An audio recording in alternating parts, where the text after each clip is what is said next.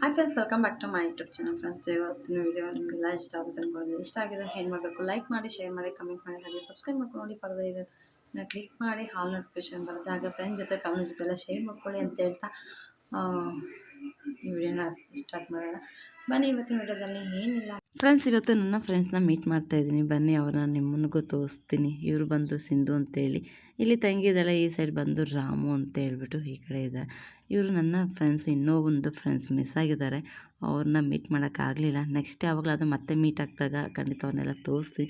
ಅವ್ರ ಜೊತೆ ಕೂತ್ಕೊಂಡು ಸ್ವಲ್ಪ ಹೊತ್ತು ಟೈಮೆಲ್ಲ ಸ್ಪೆಂಡ್ ಮಾಡಿ ಅವ್ರ ಜೊತೆ ಎಲ್ಲ ಮಾತಾಡ್ತಾ ಈಗ ಹೊರಟಿದ್ವಿ ನಾವು. ತುಂಬ ದಿವಸ ಆಯ್ತಲ್ಲ, ತುಂಬ ಅಂದರೆ ತುಂಬಾ ಖುಷಿ ಆಯಿತು. ಒಂದು 3 ಇಯರ್ಸ್ ಆಯಿತು ಅವ್ರನ್ನ ಮೀಟ್ ಮಾಡಿ. ಇವತ್ತು ಮತ್ತೆ ಮೀಟ್ ಮಾಡಿದ್ವಿ.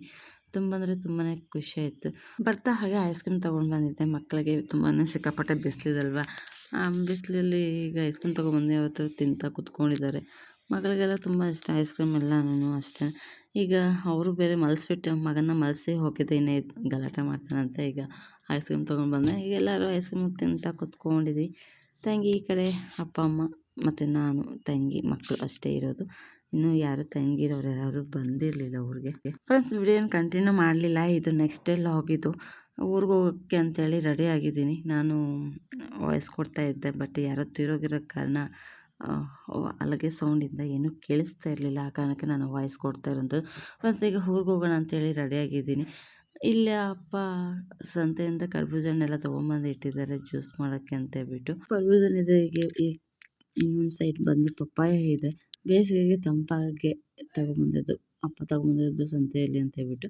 ಇದು ಬಂದು ಮೂಸಂಬಿ ತೊಗೊಂಬಂದರೆ, ಆಪಲ್ಲು ಎಲ್ಲ ತೊಗೊಂಬಂದಿದೆ. ಎಲ್ಲರೂ ಮಕ್ಕಳೆಲ್ಲ ಇರ್ತಾರಲ್ವ, ಅಪ್ಪ ಸ್ಯಾಟರ್ಡೆ ಬರ್ತಾರೆ ಸಂತೆಯಿಂದ ಇದೆಲ್ಲ ತೊಗೊಬರ್ತಾರೆ. ಫ್ರೆಂಡ್ಸ್, ಇದು ನಿಮಗೆಲ್ಲ ಗೊತ್ತಿರುತ್ತೆ. ಲಾಸ್ಟ್ ವಿಡಿಯೋದಲ್ಲಿ ಒಂದು ಟೈಮ್ ತೋರಿಸಿದೆ ತೋಟ ಬೆಲ್ಲ ಅಂತ ಹೇಳ್ಬಿಟ್ಟು. ಈಗ ಅಪ್ಪ ಅದನ್ನು ಕೂಡ ತೊಗೊಂಡು ಬಂದಿದ್ದು, ತೋಟ ಬೆಲ್ಲ ತೊಗೊಬಂದಿದ್ದಾರೆ. ಅದನ್ನ ಕೂಡ ತೋರಿಸ್ತಾ ಇದ್ದೀನಿ. ಹೀಗೆ ಇದು ತೋಟ ಬೆಲ್ಲ ಹಾಕಿ ಈಗ ಕರ್ಬೂಜ ಜ್ಯೂಸ್ ಮಾಡೋಣ. ಇದರಿಂದ ಯಾವ ಥರ ಇರುತ್ತೆ ಅಂತ ತೋರಿಸ್ತೀನಿ. ತುಂಬ ಅಂದರೆ ತುಂಬಾ ಚೆನ್ನಾಗಿರುತ್ತೆ. ನಮಗಂತೂ ತುಂಬ ಇಷ್ಟ ಇದೆ. ಹಾಕಿ ಜ್ಯೂಸ್ ಮಾಡಿ ಕುಡಿಯೋದ್ರಿಂದ ಬೇಸಿಗೆಗೆ ತಂಪಾಗಿರುವಂಥದ್ದು ಈ ಬೆಲ್ಲವನ್ನು ಹಾಕಿ ಮಾಡೋದ್ರಿಂದ. ಮಾಮೂಲಿ ಬೆಲ್ಲ ಹಾಕೋದಕ್ಕೂ ಈ ತೋಟ ಬೆಲ್ಲ ಹಾಕಿ ಮಾಡಿ ಕುಡಿಯೋದ್ರಿಂದ ತುಂಬಾ ಚೆನ್ನಾಗಿರುತ್ತೆ. ಫ್ರೆಂಡ್ಸ್, ಈಗ ನೋಡ್ತಾ ಇರ್ಬೋದು ಕರ್ಬೂಜನ ಕಟ್ ಮಾಡಿ ಇಟ್ಟಿದ್ದೀನಿ. ಈಗ ಇದ್ರೊಳಗಡೆ ಇರೋ ಬೀಜವನ್ನೆಲ್ಲ ತೆಗೆದು ಕುಡುಮನೆಲ್ಲ ತೆಗೆದು ಮಿಕ್ಸಿಗೆ ಹಾಕಿ ಗ್ರೈಂಡ್ ಮಾಡ್ಕೊಳ್ಳೋಣ. ಇದರಿಂದ ಯಾವ ಥರ ಜ್ಯೂಸ್ ಮಾಡೋಣ ಅಂತ ಹೇಳ್ಬಿಟ್ಟು ತೋರಿಸ್ತೀನಿ. ಲಾಸ್ಟ್ ಟೈಮೆಲ್ಲ ತೋರಿಸಿದ್ದೀನಿ, ಬಟ್ ಇವತ್ತು ತೋಟ ಬೆಲ್ಲ ಹಾಕಿ ಮಾಡ್ತಾ ಇದ್ದೀನಲ್ವಾ, ಆ ಕಾರಣಕ್ಕೆ ತೋರಿಸ್ತಾ ಇರೋವಂಥದ್ದು. ಫ್ರೆಂಡ್ಸ್, ಈಗ ಬೀಜ ಎಲ್ಲ ತೆಗೆದು ಔಟ್ ಸೈಡ್ ಹಾಕ್ಬಿಟ್ಟು ಈಗ ಕುಡುಮನ ಮಾತ್ರ ತೆಗೆದು ಮಿಕ್ಸಿಗೆ ಹಾಕಿ ಗ್ರೈಂಡ್ ಮಾಡ್ಕೊಳ್ಳೋಣ. ಮಿಕ್ಸಿಗೆ ಬಂದು ಕುಡುಮ ಹಾಕಿ ಅದ್ರ ಜೊತೆಯಲ್ಲಿ ಸ್ವಲ್ಪ ಏಲಕ್ಕಿಯನ್ನು ಹಾಕ್ಕೊಳ್ಳೋಣ. ಏಲಕ್ಕಿ ಮತ್ತು ಹಾಲು, ತೋಟ ಬೆಲ್ಲ ಇಷ್ಟನ್ನು ಹಾಕಿ ಮಿಕ್ಸಿಗೆ ಹಾಕಿ ಗ್ರೈಂಡ್ ಮಾಡ್ಕೊಳ್ಳೋವಂಥದ್ದು. ಬನ್ನಿ, ಈಗ ತೋರಿಸ್ತೀನಿ ಯಾವ ಥರ ಇರುತ್ತೆ ಅಂತ ಹೇಳ್ಬಿಟ್ಟು.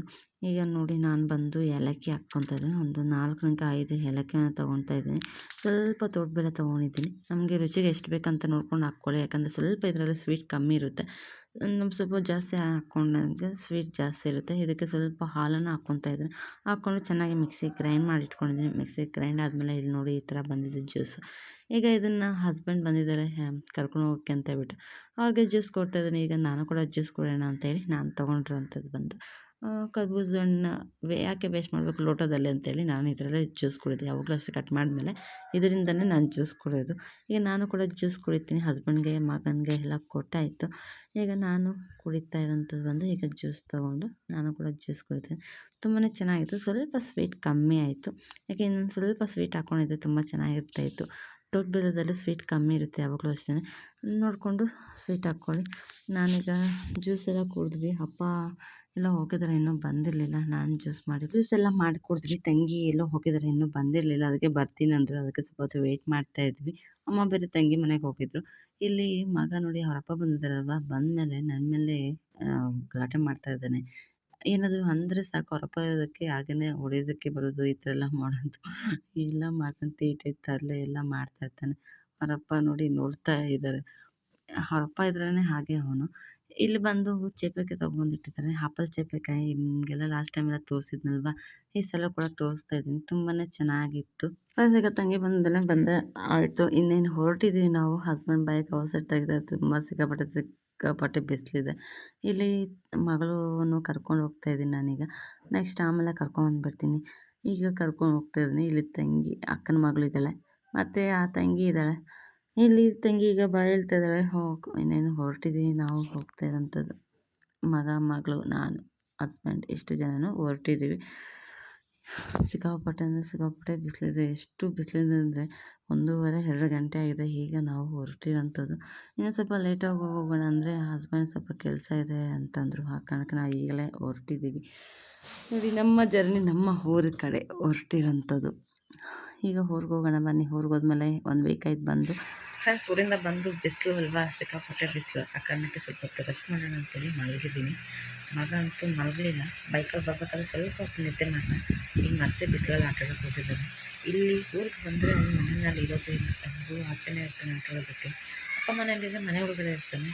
ಬಟ್ ಇಲ್ಲಿ ಬಂದಾಗ ಯಾರಿಗೂ ಬಿಸಿಲಿನಲ್ಲಿ ಆಟಾಡೋದೇ ಒಂದು ಕೆಲಸ. ಒಂದು ಸೆಕೆಂಡ್ ನಾನು ಫ್ರೆಂಡ್ಸ್, ನಾನು ಊರಿಂದ ಬಂದಮೇಲೆ ಸ್ವಲ್ಪ ಹೊತ್ತು ರೆಸ್ಟ್ ಎಲ್ಲ ಮಾಡಿ ಆಮೇಲೆ ಈಗ ಆಚೆ ಬಂದಿದ್ದೀನಿ. ಮಗ ಬೇರೆ ತುಂಬ ಗಲಾಟೆ ಮಾಡ್ತಿದ್ದಾನೆ, ಬಾಮ್ಮ ರಾಮುನ ಕಟ್ಟಾಕ್ ಬಾ ಅಂತ ಹೇಳ್ಬಿಟ್ಟು. ಅದಕ್ಕೆ ನಾನು ಇಟ್ಕೊಂಡು ಹೋಗೋಣ ಅಂತೇಳಿ ಬಂದಿರೋಂಥದ್ದು. ಈಗ ಇದು ಬಂದು ನಾನು 1 ವೀಕಿಂದ ಮನೇಲಿ ಇರಲಿಲ್ಲ. ಈಗ ಬಂದಿರೋದಕ್ಕೆ ಅದಕ್ಕೆ ತುಂಬಾ ಖುಷಿ ಆಗ್ಬಿಟ್ಟಿದೆ. ನೋಡಿ ಯಾವ ಥರ ಇದು ಮಾಡ್ತಾಯಿದೆ ಅಂತ ಹೇಳ್ಬಿಟ್ಟು. ಬಿಡಬೇಕೀಗ ಔಟ್ಸೈಡ್ ಬಿಡಬೇಕು. ಬಟ್ ನಾನೀಗ ಬಿಡೋದಿಲ್ಲ ಆಚೆ ಎಲ್ಲನೂ. ಇಲ್ಲಿ ನಮ್ಮ ರಾಮು ಆಕ್ಸಿಡೆಂಟ್ ಆಗಿದೆ ಅಂತ ನಿಮ್ಗೆ ಲಾಸ್ಟು ವಿಡಿಯೋದಲ್ಲಿ ಹೇಳಿದ್ದೆ. ಬಟ್ ತುಂಬ ಅಂದರೆ ತುಂಬಾ ಚೆನ್ನಾಗಿ ವಾಸಿಯಾಗಿದೆ. ನೀಟಾಗಿ ಕಾಲೇ ಕಟ್ಟಾಗ್ಬಿಟ್ಟಿತ್ತು. ಅದೆಷ್ಟು ನೀಟಾಗಿ ಕೂಡ್ಕೊಂಡಿದೆ ಅಂದರೆ ತುಂಬಾ ಚೆನ್ನಾಗಿ ಕೂಡ್ಕೊಂಡು ಚೆನ್ನಾಗಿ ಆಗಿದೆ. ಈಗಂತೂ ಆರಾಮಾಗಿದೆ. ನಮ್ಮ ರಾಮು ತುಂಬಾ ಚೆನ್ನಾಗಿ ಆರಾಮಾಗಿದೆ. ಇಲ್ಲಿ ಬನ್ನಿ, ಈಗ ನಾವು ಹೋಗ್ತಾ ಫ್ರೆಂಡ್ಸ್, ಊರಿಂದ ಬಂದಮೇಲೆ ಈವ್ನಿಂಗ್ ವ್ಲಾಗ್ ಸ್ಟಾರ್ಟ್ ಮಾಡ್ತಾಯಿದ್ದೀನಿ. ತೋಟದಲ್ಲಿ ಬಂದಿದ್ದೀನಿ. 1 ವೀಕ್ ಆಯ್ತಲ್ವಾ, ಹಾಗಾಗಿ ತೋಟಕ್ಕೆ ಬಂದೆ. ತೋಟಕ್ಕೆ ಬಂದಮೇಲೆ ತೋರಿಸ್ತಾ ನೋಡಿ ನಮ್ಮ ತೋಟ ಏನಾಗಿದೆ ಅಂತ ಹೇಳ್ಬಿಟ್ಟು. ಸಿಕ್ಕಾಪಟ್ಟೆ ಬಿಸಿಲಿದೆ ಅಲ್ವಾ, ಬಿಸಿಲಿದ ಕಾರಣಕ್ಕೆ ಈ ಥರ ಆಗಿದೆ. ಬಿಟ್ಟಿದ್ದೆ ನೋಡಿ, ಈ ಕಡೆ ಅರ್ಧ ತೋಟ ನೋಡೋದಕ್ಕೆ ಏನು ಚೆನ್ನಾಗಿ ಕಾಣ್ತಾ ಇಲ್ಲ. ಯಾಕಂದರೆ ಅಷ್ಟು ಸಿಕ್ಕಾಪಟ್ಟೆ ಬಿಸಿಲಿದೆ.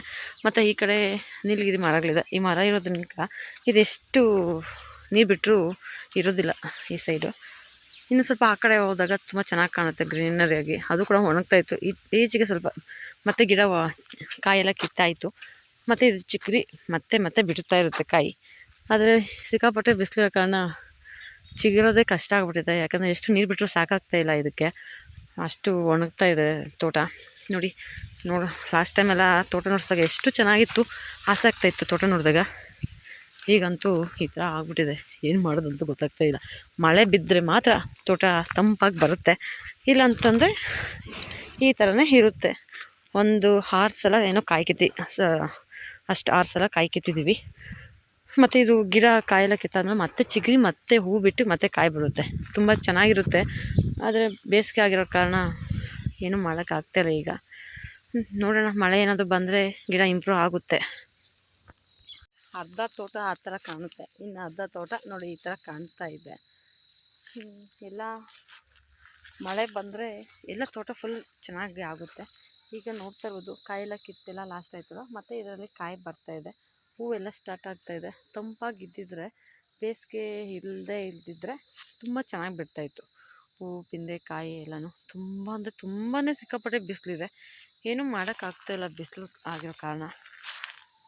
ಯಾಕಂದರೆ ಎಲ್ಲರೂ ತೋಟ ಎಲ್ಲ ಒಣಗುತ್ತೆ. ಎಷ್ಟೇ ನೀರು ಬಿಟ್ಟರೂ ಈ ಬೇಸಿಗೆಗೆ ಬಿಸಿಲಿನಲ್ಲಿ ತೋಟದಲ್ಲಿ ಇರ್ತಾನೆ ಇಲ್ಲ ಈ ನೀರು. ಅಷ್ಟು ಕಷ್ಟ ಆಗ್ಬಿಟ್ಟಿದೆ ತೋಟನ ಮೇಂಟೆನೆನ್ಸ್ ಮಾಡೋದು. ನಮ್ಮದೇ ಅಂತ ಏನೂ ಇಲ್ಲ, ಎಲ್ಲರ ತೋಟದಲ್ಲೂ ಈ ಥರ ಕಾಣುತ್ತೆ. ಈಗ ಸ್ವಲ್ಪ ಚೇತರಿಸ್ಕೊಂಡಿದೆ ಅಂದ್ಕೊತೀನಿ ಲಾಸ್ಟ್ ಟೈಮ್ಗೂ ಈ ಟೈಮ್ಗೂ. ಮತ್ತು ನೋಡಿ ಈ ಥರ ಗಿಡ ಬಂದು ಬುಡ ಸಮೇತ ಈ ಥರ ಒಣಗುತ್ತೆ. ಹುಳ ತಿಂದು ಕಾರಣ ಈ ಥರ ಆಗ್ತಾಯಿದೆ ಅಂತ ಹೇಳಿದ್ರು ಹಸ್ಬೆಂಡು. ಇನ್ನು ಮಿಕ್ಕಿರೋ ಗಿಡ ಎಲ್ಲ ನೋಡಿ ಈ ಥರ ಕಾಣುತ್ತೆ. ಲಾಸ್ಟ್ ಟೈಮ್ ತೋಟ ನೋಡಿಸಿದಾಗ ಎಷ್ಟೊಂದು ಆಸೆ ಆಗ್ತಾಯಿದೆ ಅಂದರೆ ಅಷ್ಟು ಚೆನ್ನಾಗಿತ್ತು ತೋಟ ಎಲ್ಲ, ತುಂಬ ಚೆನ್ನಾಗಿತ್ತು. ಇವಾಗೆಲ್ಲ ನೋಡಿ ನಮಗೇ ಹೊಟ್ಟೆ ಉರಿಯುತ್ತೆ. ಈ ಥರ ಆಗ್ಬಿಟ್ಟಿದಲ್ವಾ ಅಂತ ಹೇಳ್ಬಿಟ್ಟು. ರೇಟ್ ಇದ್ದಾಗ ಕಾಯಿ ಇರೋದಿಲ್ಲ, ಕಾಯಿ ಇದ್ದಾಗ ರೇಟ್ ಸಿಗೋದಿಲ್ಲ. ಈ ಥರ ಆಗ್ಬಿಟ್ಟಿದೆ ರೈತರ ಕಷ್ಟ. ಯಾರಿಗೂ ಹೇಳ್ಕೊಳಕ್ಕೆ ಆಗ್ತಾಯಿಲ್ಲ ನಮ್ಮ ಪರಿಸ್ಥಿತಿ. ಇಲ್ಲಿ ನೋಡಿ ಇನ್ನೂ ಒಂದು ಗಿಡನೂ ಈ ಥರ ಆಗಿದೆ. ಅಲ್ಲಲ್ಲಿ ಈ ಥರ ಗಿಡ ಎಲ್ಲ ಒಣಗುತ್ತೆ. ನೋಡಿ ನೀರೆಲ್ಲ ಬಿಟ್ಟಿದ್ದಾರೆ, ಅದು ಎಷ್ಟು ನೀರು ಬಿಟ್ಟರೂ ಅದಕ್ಕೆ ಕಷ್ಟ ಆಗ್ತಾಯಿದೆ. ಫ್ರೆಂಡ್ಸ್, ಇವತ್ತಿನ ವಿಡಿಯೋ ನಿಮ್ಗೆ ಇಷ್ಟ ಆಗಿದೆ ಅಂದ್ಕೊಂಡಿದ್ದೀನಿ. ಇಷ್ಟ ಆಗಿದ್ರೆ ಏನು ಮಾಡಬೇಕು, ಲೈಕ್ ಮಾಡಿ, ಶೇರ್ ಮಾಡಿ, ಕಮೆಂಟ್ ಮಾಡಿ, ಹಾಗೆ ಸಬ್ಸ್ಕ್ರೈಬ್ ಮಾಡ್ಕೊಂಡು ನೋಡಿ. ಮಾರಿದ್ದೇ ಬೆಲ್ಲೈಕನ್ನ ಕ್ಲಿಕ್ ಮಾಡಿ ಹಾಲ್ ನೋಟಿಫಿಕೇಶನ್ ಬರುತ್ತೆ. ಹಾಗೆ ಫ್ರೆಂಡ್ಸ್ ಜೊತೆ ಫ್ಯಾಮಿಲಿ ಜೊತೆ ಎಲ್ಲ ಶೇರ್ ಮಾಡಿ ಅಂತ ಹೇಳ್ತಾ ಈ ವಿಡಿಯೋನ ಇಲ್ಲಿಗೆ ಹೆಣ್ಣು ಮಾಡ್ತೀನಿ. ಮತ್ತೊಂದು ವಿಡಿಯೋಗೆ ಮತ್ತೆ ಸಿಗ್ತೀನಿ. ಅಲ್ಲಿವರೆಗೂ ಟೇಕ್ ಕೇರ್, ಬಾಯ್.